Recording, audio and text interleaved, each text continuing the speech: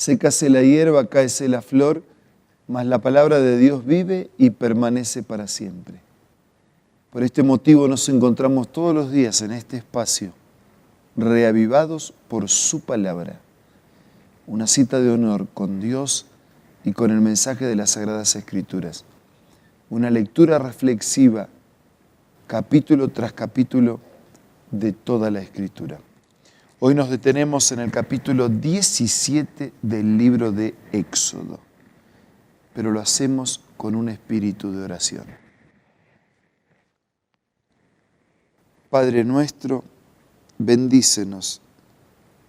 Cerramos los ojos para abrir el corazón y la mente y te pedimos que tu Espíritu nos asista, nos dirija y nos enseñe. Oramos en el nombre de Jesús. Amén. El capítulo 17 del libro de Éxodo, Moisés nos cuenta la historia del agua de la roca. Dice que toda la congregación de los hijos partió del desierto de Sin, avanzando por jornadas conforme al mandamiento de Jehová, y acamparon en un lugar que se llamaba Refidín, donde no había agua para que el pueblo bebiera. El versículo 2 dice, y disputó el pueblo con Moisés. Ese disputar es algo así como pleitear, ¿no? O sea, pelear.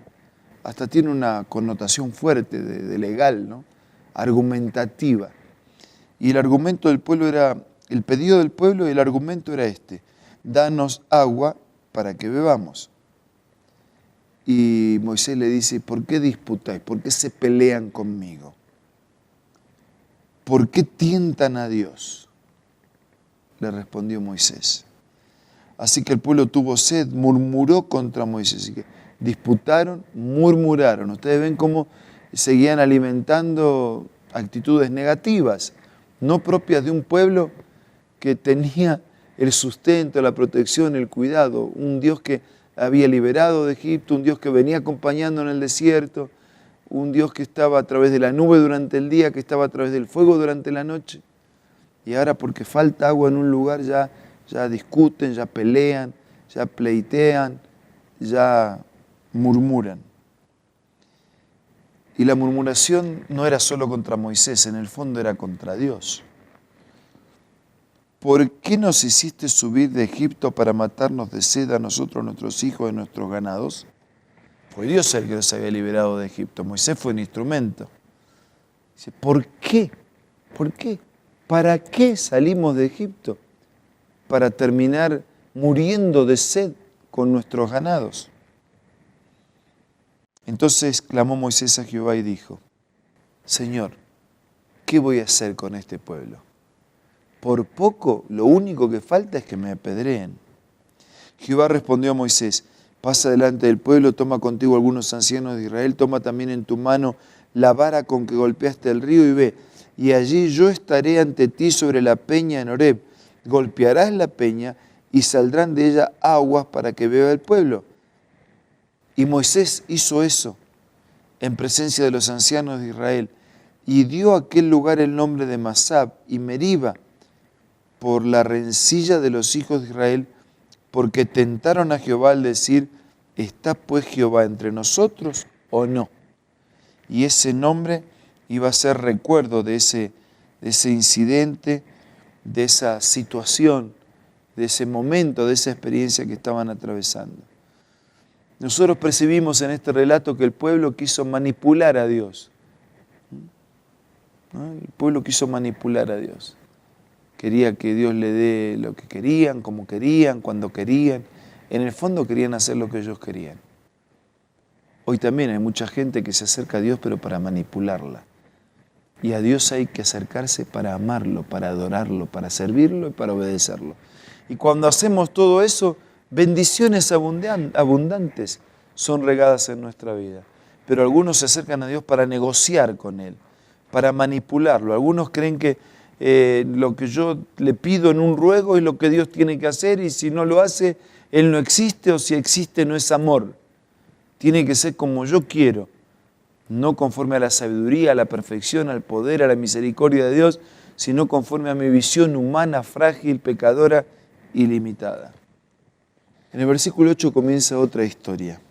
Vino Amalec y peleó contra Israel en Refidín y dijo Moisés a Josué. Aquí aparece por primera vez Josué, que después va a llegar a ser el gran líder.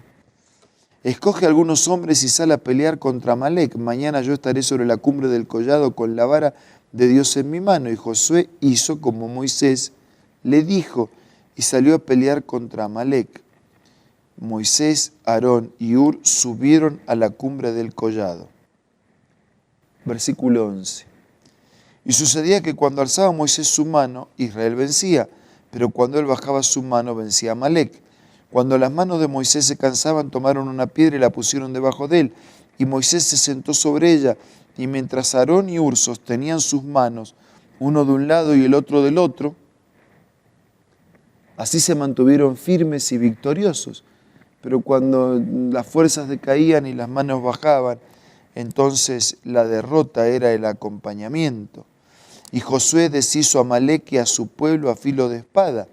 Entonces Jehová dijo a Moisés, escribe esto para que sea recordado en un libro, y di a Josué que borraré del todo la memoria de Amalec debajo del cielo. Ese Amalec que se oponía a Dios y que eran pueblos vecinos totalmente paganos, y que tenían sus divinidades, fue vencido por Dios. Y alguien puede decir, pero ¿no fue José y los que le acompañaron, los que ganaron? ¿Quiénes pelearon al final? ¿Peleó Josué y sus compañeros o peleó Dios? ¿O peleó Josué y sus compañeros en nombre de Dios, bajo la protección de Dios, el cuidado de Dios, la asistencia de Dios? Y otra vez aquí aparece, no tenemos que confiar todo de Dios, por eso las manos levantadas era el símbolo de buscar el poder y la presencia de Dios. Y las manos que luchaban y que peleaban era el símbolo de hacer todo lo que está de nuestra parte mientras esperamos el todo de Dios.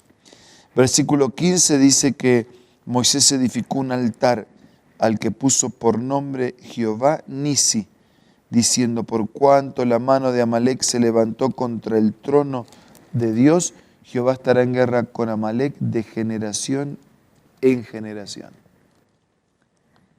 Y es interesante pensar cómo la victoria es posible cuando nos aferramos a Dios y hacemos nuestra parte.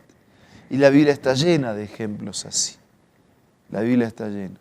Vamos, pero si vamos solo perdemos, pero si vamos en nombre de Dios, la victoria es posible. Y si vamos al ministerio de Jesús, vamos a encontrar muchísimas escenas así. El primer milagro de Cristo en las bodas de Caná, se terminó la bebida y Jesús transformó el agua en vino saludable, en un jugo de uva. Y Él podría haber transformado las tinajas vacías directamente en bebida.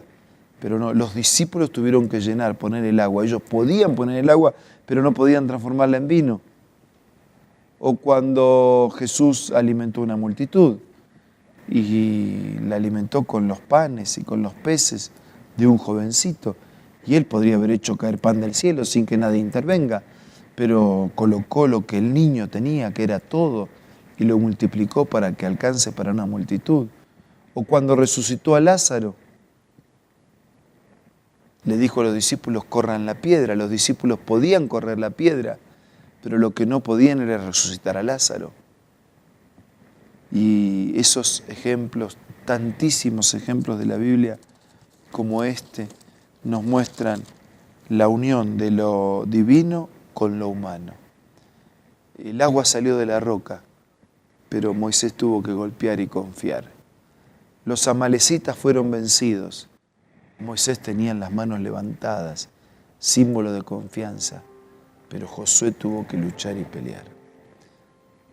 Amigos, vamos a hacer todo lo que esté de nuestra parte mientras confiamos que el Señor haga todo lo que está de su parte.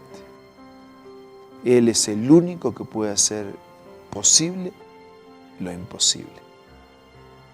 Ahora vamos a orar.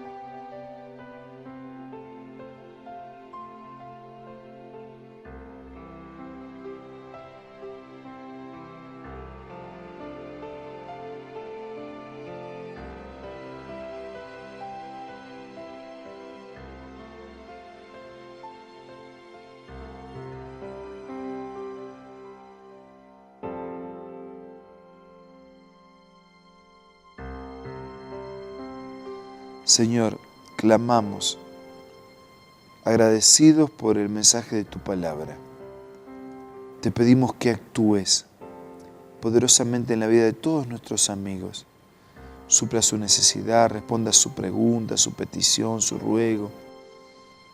Cada uno tiene un pedido, una necesidad, un problema.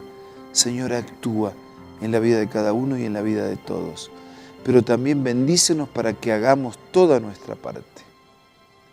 Y así juntos, en la mejor sociedad, podamos vivir una vida feliz y una vida victoriosa.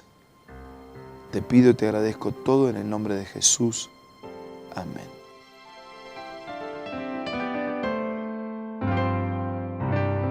La Biblia, la palabra de Dios, es una carta donde nuestro Creador expresa su amor hacia la humanidad. Es una recopilación de textos que en un principio eran documentos separados, escritos por varias personas, todas ellas inspiradas por Dios. Primero en hebreo, arameo y griego durante un periodo muy dilatado y después reunidos para formar la Biblia cristiana.